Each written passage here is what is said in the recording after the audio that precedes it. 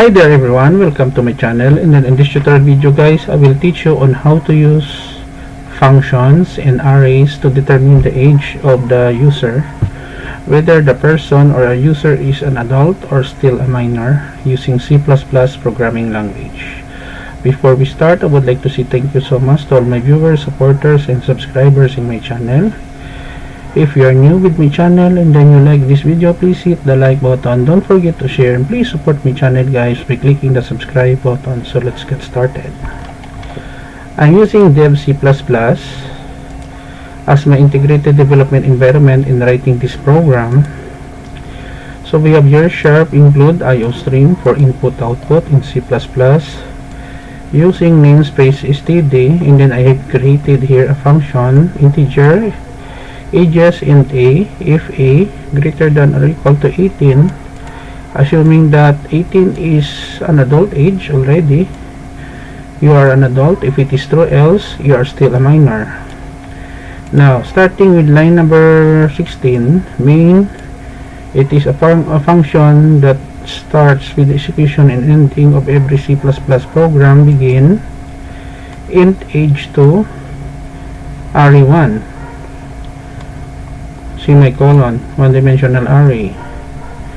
And then in this line of code 19 to 21, the title of our program, age checker using arrays in C++. Line number 22 up to 23, we are asking the user to give age that will be stored in our variable age2 element 0. Calling a function ages plus this parameter, and then whatever the age, it will display the result, console out, new line, and system pause, and then we close.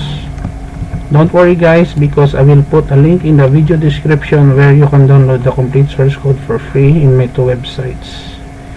Okay, let us compile and run so that we can check for syntax error and run our program.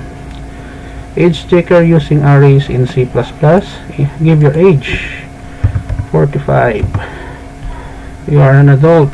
Press any key, it will exit. Run again. Let's say 13 years old, still a minor. Another example, 67. You are an adult. Run. Enter age 7. You are still a minor.